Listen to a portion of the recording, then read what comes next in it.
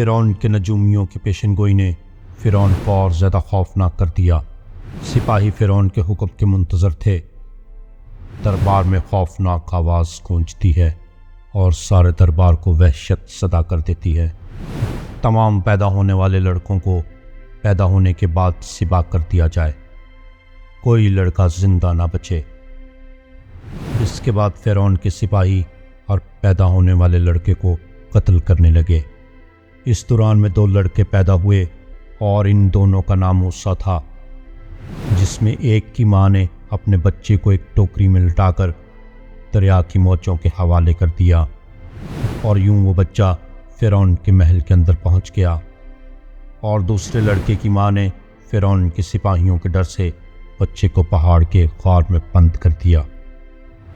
ایک موسیٰ بن عمران علیہ السلام تھے، جن کی پرورش محل کی عالی شان ماحول میں فرعون کے ہاتھوں ہوئی، اور دوسرے لڑکے کی پرورش جس کا نام موسیٰ بن ظفر تھا، ایک پہاڑ کے غار میں ہوئی۔ اللہ کے حکم سے اس کی پرورش حضرت جبرائیل علیہ السلام نے کی۔ اللہ تعالیٰ نے حضرت جبرائیل علیہ السلام کو اس کی حفاظت اور غذا دینے پر مامور کر دیا۔ وہ اپنی ایک انگلی پر شہد، ایک پر مکھن اور ایک پر دودھ لاتے اور اس بچے کو چرا دیتے، یہاں تک کہ وہ غار میں ہی پل کر بڑا ہو گیا۔ فرعون کے دربار میں پلنے والے موسیٰ کو نبوت کے منصب پر فائز کیا گیا، جبکہ حضرت جبرائیل علیہ السلام کی نگہداشت میں پلنے والا موسیٰ فطرتاً ایک بدبخت اور بدی کا نشان تھا، اور آخر کار برے انجام سے دوچار ہوا۔ فرعون کے غرق ہونے کے بعد حضرت موسیٰ علیہ السلام بنی اسرائیل کو لے کر بحر احمر پار کر کے وادی سینا پہنچے۔ اللہ تعالیٰ نے موسیٰ علیہ السلام کو 40 راتوں کے لیے کوہ طور پر بلا لیا۔ جانے سے پہلے حضرت موسیٰ علیہ السلام نے اپنے بھائی حضرت ہارون علیہ السلام کو اپنا جانشین مقرر کر دیا۔ حضرت ہارون علیہ السلام بھی اللہ کے نبی تھے۔ موسیٰ بن ظفر، جو اب تک سامری کے نام سے مشہور ہو چکا تھا اور بڑا جادوگر تھا، اس نے بنی اسرائیل کو کہا کہ موسیٰ علیہ السلام تو کوہ طور پر ہیں اور اللہ کی عبادت کر رہے ہیں، ہمیں بھی اس کی عبادت کرنی چاہیے۔ چنانچہ اس نے قوم کو بہلا پھسلا کر ان سے زیورات لے لیے جو قوم بنی اسرائیل کے پاس بہت زیادہ تھے۔ ان سونے چاندی کے زیورات کو پگھلا کر اس نے ایک بچڑا بنایا۔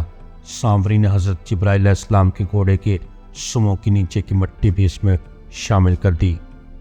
یہاں اس بات کا تذکرہ بھی ملتا ہے کہ سامری نے حضرت ہارون علیہ السلام سے بھی دعا کروائی تھی کہ میں اپنے ہاتھ میں جو کچھ ہے وہ اس میں ڈالتا ہوں، شرط یہ ہے کہ آپ یہ دعا کریں کہ جو کچھ میں چاہتا ہوں وہ ہو جائے۔ حضرت ہارون علیہ السلام اس کے نفاق اور گوسالہ پرستی سے واقف نہ تھے، لہٰذا دعا کر دی۔ اس نے وہ نشان قدم کی خاک اس میں ڈال دی تو حضرت ہارون علیہ السلام کی دعا سے اس میں حیات کے آثار پیدا ہو گئے۔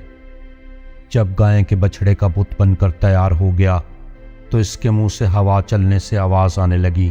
سامری نے بنی اسرائیل سے کہا کہ یہ بچڑا ہی ہمارا خدا ہے، کیونکہ قوم بنی اسرائیل پہلے بتوں کی پوجا کیا کرتی تھی، اس لیے قوم بنی اسرائیل اس بات سے متاثر ہوئے اور اس بچھڑے کی پوجا کرنا شروع کر دی۔ حضرت ہارون علیہ السلام نے انہیں سمجھانے اور بچھڑے کی عبادت سے روکنے کی بڑی کوشش کی، جیسا کہ قرآن مجید میں ہے کہ اے میری قوم کے لوگوں، اس بچھڑے سے تو صرف تمہاری آزمائش کی گئی ہے، تمہارا حقیقی پروردگار تو اللہ تعالیٰ ہی ہے، بس تم سب میری تابع داری کرو اور میری بات مانتے چلے جاؤ۔ اسرائیلیوں کو سونے کا یہ گوسالہ اتنا اچھا لگا کہ ہارون علیہ السلام کے وعظ و نصیحت کی کوئی پرواہ نہ کی اور بچھڑے کی تعظیم و عبادت چھوڑنے سے انکار کر دیا۔ انہوں نے جواب دیا، ہم تو موسیٰ علیہ السلام کے واپس آنے تک اسی کے مجاور بنے بیٹھے رہیں گے۔ کوہ طور پر اللہ تعالیٰ نے حضرت موسیٰ علیہ السلام کو اطلاع دی کہ اے موسیٰ، ہم نے تیری قوم کو تیرے پیچھے آزمائش میں ڈال دیا ہے اور انہیں سامری نے بہکا دیا ہے۔ باری تعالیٰ نے جب حضرت موسیٰ علیہ السلام کو یہ اطلاع دی تو وہ سخت غم اور غصے میں آ گئے۔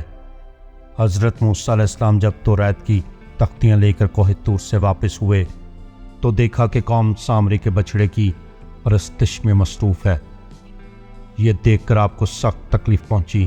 حضرت موسیٰ علیہ السلام نے اپنے بھائی ہارون علیہ السلام کو داڑھی کے بالوں سے پکڑ کر سخت الفاظ ادا کیے۔